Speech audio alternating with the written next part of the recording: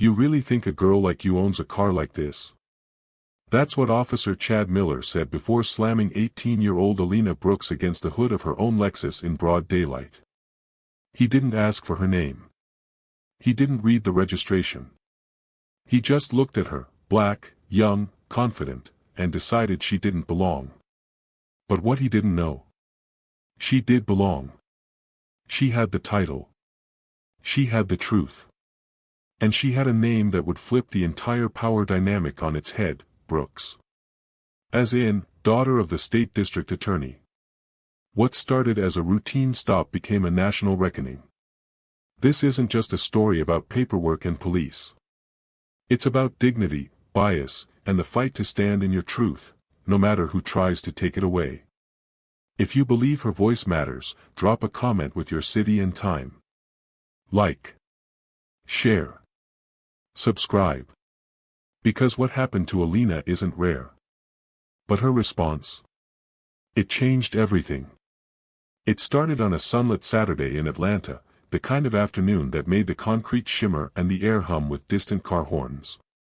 Alina Brooks, 18, drove her silver Lexus into the parking lot of Waverly Auto, a small mechanic shop tucked between a bakery and a rundown convenience store. She had just left her summer internship orientation at the state capitol and planned to get her car's AC fixed before the week began.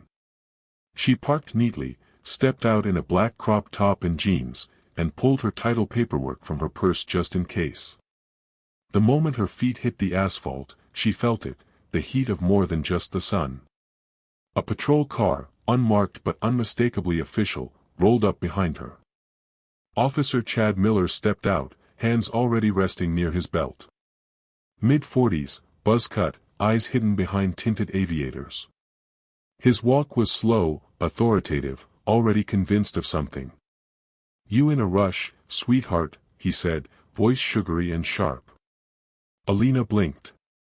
"No, officer. Just getting my car serviced." Miller circled the Lexus, frowning. "This your vehicle?" "Yes."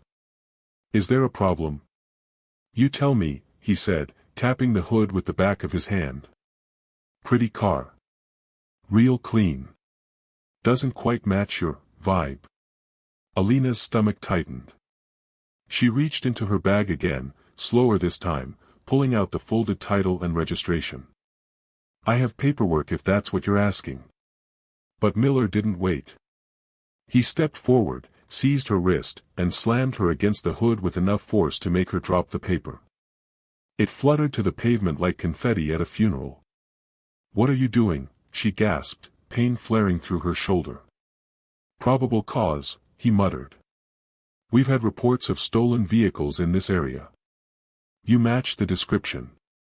A crowd began to form, an elderly mechanic from the garage, a mother with her son from the bakery, a delivery driver checking his phone. Phones appeared in hands. Whispers traveled fast. The kind of whispers that build storms. "She's just a kid. That's her car, I saw her drive in. She had papers, man. You saw it." Miller didn't flinch. He had the grip of someone who had done this many times before. Alina gritted her teeth, refusing to cry. She had trained for debate championships, not for being treated like a criminal. But this moment wasn't new to her. She had seen her father, the state district attorney, talk about it on TV, racial bias, false stops, unjustified use of force. She just never imagined it would find her like this. "Name?" Miller barked. "Alina Brooks." He snorted. "Right. And I'm the mayor." The old mechanic stepped forward, voice low but shaking. You said Brooks?" Alina turned her head slightly, catching the old man's eyes. "My father is Kenneth Brooks." Miller froze. And just like that, the temperature on the pavement dropped 20 degrees. The man who moments ago had all the power now looked like he'd touched a live wire. Whispers turned into full-on murmurs. "D.A. Brooks? That's his daughter. Wait, are you serious? She's on the news all the time with him. Alina didn't need to say another word. The cameras were rolling. The crowd was growing. And her father's name, Kenneth Brooks, was starting to crack the armor of Miller's authority. Officer Miller's fingers loosened, but he didn't fully release her. The grip wasn't about procedure anymore, it was about pride, about not wanting to look weak in front of a crowd that had begun to close in, eyes wide, phones high, recording every second.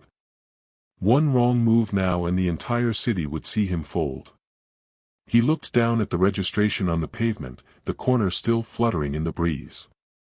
"You expect me to believe this?" he growled. Alina didn't answer. She didn't have to. Her body remained still against the hood, her chin lifted slightly in defiance.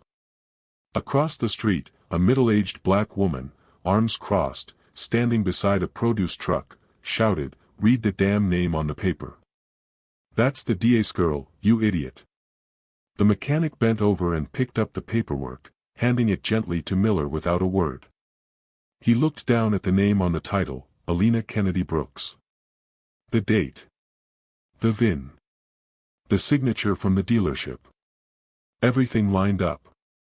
Miller went pale. And then, like a dam breaking, everything began to shift. A teenager live streaming whispered into her mic, "Y'all, it's real.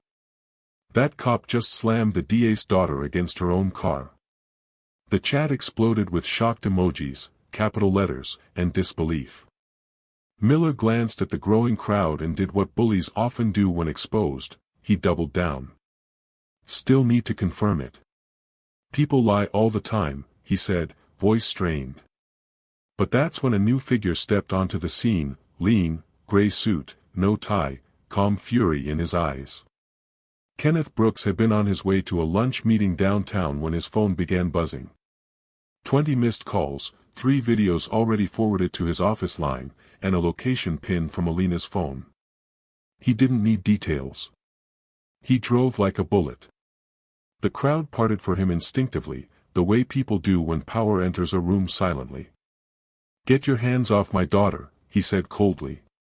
Miller turned. His mouth opened, then closed. The resemblance between father and daughter was undeniable. So was the fire in Kenneth's stare. He stepped closer. "She's 18. Registered owner of that car. Honors student. Clean record. And you threw her against a car like she was nothing. Because she's black. Because she's young. Because you didn't recognize her face." "I didn't know." "You didn't care," Kenneth interrupted. "That's the problem." Alina stood slowly, rubbing her wrist, her breathing shaky but eyes burning with clarity. She faced the crowd, then faced Miller. "You keep asking for names," she said, her voice slicing through the heat. "But the only one that matters right now is mine." The crowd murmured again. Phones kept recording. Kenneth turned to the bystanders. Did anyone capture the moment he grabbed her? Dozens of hands raised. Multiple yes. "Good," he said. "Because there will be consequences." Miller backed away, muttering something about misunderstanding, about miscommunication. But his voice was drowned out by another sound, police radio chatter buzzing in his ear. Dispatch had already been informed. The precinct would know within minutes. And Alina? She stood in the center of it all, young, proud, black, and no longer invisible. Her name didn't just identify her anymore. It protected her. It exposed them. The video hit social media before Alina and her father even made it home. Posted first on Instagram Live, then reshared on TikTok, Facebook, and X, the 43-second clip showed everything: Alina stepping out of her car, offering paperwork, being slammed against the hood, and finally her father arriving on the scene. The caption read, "Racist cop slams DA's daughter, then regrets it instantly." By the time they pulled into their driveway, the video had over 2 million views. The backlash was instant. But so was the counterattack. At 6:14 p.m., the local police department released a carefully worded statement. Today's incident involving Officer Chad Miller is under review. We caution the public not to draw premature conclusions based on edited footage. Alina stood in the kitchen, scrolling through her feed. The same moment kept being looped, the grab, the slam, the fall of the paper. But a new clip had emerged. A cropped one. Just the moment where she pulled back slightly as Miller approached. No sound. No context. Only a thin thread of false aggression that some were already using to twist the story. DA's daughter resisted officer during routine check. "Are you kidding me?" she shouted, slamming her phone down. Kenneth paced the room, jaw clenched. "They're spinning it. Fast." The news stations didn't help. One anchor used the phrase, "possible misunderstanding," while showing blurry clips of Alina's face. Commentators began dissecting her outfit, her tone, even her car. She looked smug, maybe she escalated. Why didn't she just comply? Alina couldn't take it anymore. She stormed into her room, booted her laptop, and opened the raw video file from one of the bystanders who had sent it directly to her father's office. It had everything. Clear audio. Her calm voice. The offer of paperwork. The officer's immediate aggression. Her name spoken. The crowd calling it out. She clipped together a full, unedited 3-minute version and uploaded it to her personal account with the caption. "You want context? Here it is. I didn't resist. I didn't lie. I didn't deserve to be treated like a criminal. I am Alina Brooks. And this is what happened." Within 30 minutes, the reposts tripled. By midnight, the hashtag Justice for Alina was trending nationally. But the department wasn't done. At 2:17 a.m., a conservative blogger released an anonymous, insider tip claiming that Alina had used her father's power to intimidate law enforcement. That she weaponized her identity. That she was entitled. And the worst comment? "This is why cops are scared to do their jobs now." Alina read it all. Every hateful word. Every slanderous twist. But she didn't flinch. Because she had already learned, this wasn't about her car. This wasn't even about her name. This was about control. About who gets to claim public space. About who is automatically innocent, and who has to prove they are. And this time, she had proof. Kenneth joined her by the window, arms folded. "We hit back in the morning," he said. "No," Alina replied, eyes locked on the growing stream of messages and support flooding in from girls across the country. "We hit back now." She opened a new document. Titled it, "This is what it means to be black and 18." By morning, the truth had burned its way into the national consciousness. News outlets that had hesitated the day before were now pivoting. Major anchors replayed Alina's full video alongside the department's vague statement, comparing the two word for word, frame by frame. Civil rights groups began issuing official statements. Activists reposted Alina's clip with the tagline. "She had the paperwork. She had the name. She still got slammed." Outside the Brooks residence, satellite vans were parked by 7:30 a.m. Journalists angled for a quote. Kenneth shielded his daughter as much as he could, but she was resolute. By 10 a.m., Alina stood on the front steps with a microphone in her hand. Her voice didn't tremble. "I'm not just the daughter of the district attorney. I'm an 18-year-old girl. I pay taxes. I register my car. I follow the law. And yesterday, I was treated like a criminal because of the color of my skin." The applause was immediate. Online, the speech exploded. Her Instagram doubled in followers. Her TikTok comments turned into a war zone, supporters clashing with trolls. But Alina didn't log off. She leaned in. Because behind the scenes, the real pressure had begun. 3 former colleagues of Officer Miller stepped forward anonymously to a local podcast, sharing prior incidents he'd buried under the radar. Body cam footage that mysteriously never made it to reports. Citations that were downgraded after verbal warnings. Young black drivers pulled over again and again for matching descriptions. Alina watched it unfold like dominoes falling in reverse. By Thursday, the mayor of Atlanta released a formal statement condemning racial profiling in policing. By Friday, the department suspended Officer Miller without pay pending investigation. But the real twist came that night. A woman named Rhonda Patterson, mid-50s, graying curls, voice worn from decades of silence, posted a video recounting how, 10 years ago, Miller had dragged her 15-year-old son out of his own backyard for loitering. No charges. No press. But the scars never healed. "I never said anything," she said, voice breaking. "I was scared." But Alina stood up. "So now I will too." Thousands commented. Alina gave us permission to speak. She didn't just defend herself. She lit the path. At school, Alina's inbox flooded with support, classmates, teachers, even people who used to avoid her. She walked through the hallway not with arrogance, but with armor, built from every retweet, every email, every stranger who said, "I saw what they did. And I won't forget." That weekend, Kenneth was invited to speak on CNN. Instead, he passed the chair to Alina. She sat under the lights, looking straight into the camera, her hands folded but firm. "I don't want to be famous," she said.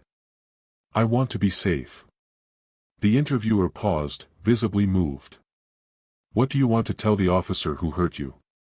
Alina didn't blink. "Thank you.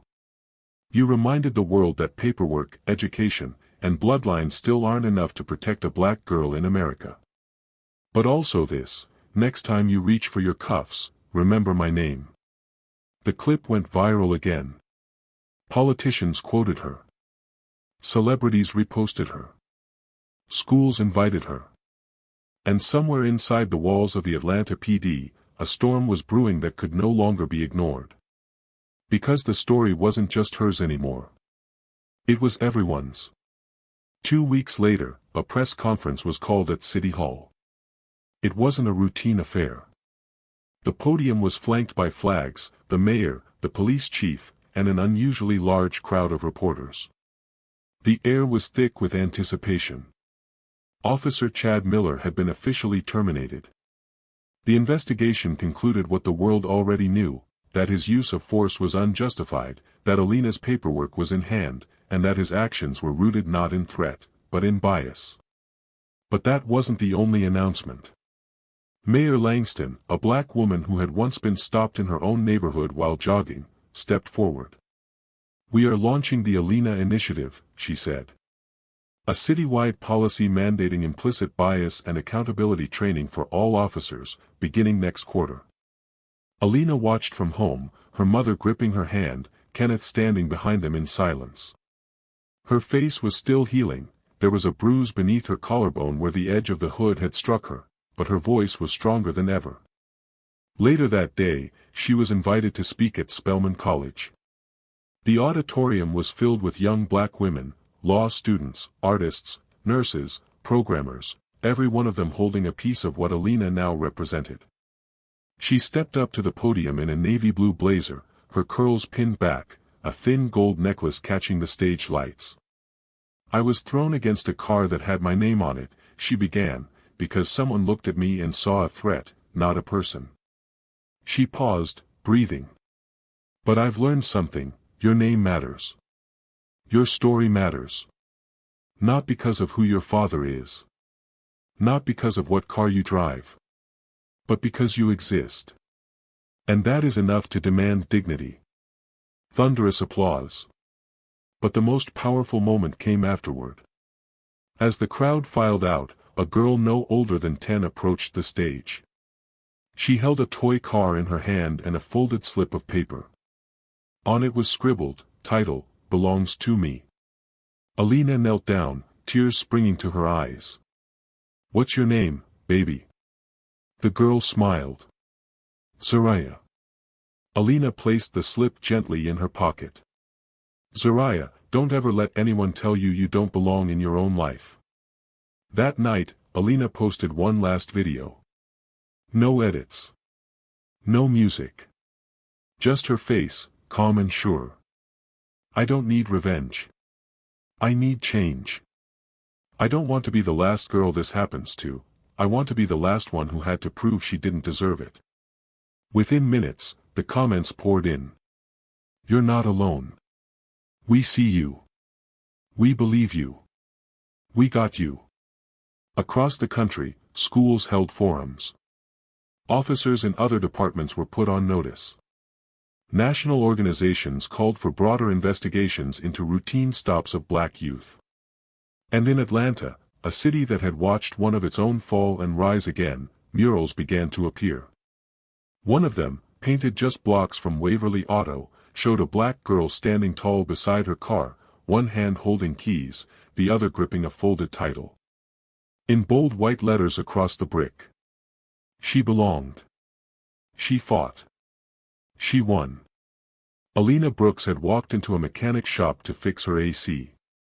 But she walked out with something far more powerful, proof that even in a world that questions your right to exist, your truth can still be louder than their assumptions. Sometimes, the most ordinary moments, getting your car serviced, walking to class, standing still, become the battlegrounds where justice is tested. Alina Brooks didn't ask to be a symbol. She simply refused to be erased. Her story reminds us that dignity is not a privilege, but a birthright. That truth, when spoken with clarity and courage, can shatter even the most deeply rooted bias.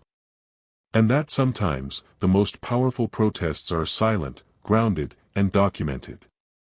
In a world where perception is weaponized, Alina's voice became her shield, and her story, a blueprint for resistance. If this story moved you, don't just scroll past. Like, comment, and subscribe. Let us know where you're watching from and what time it is. Because voices like Alina's need to be heard, and stories like this need to be shared.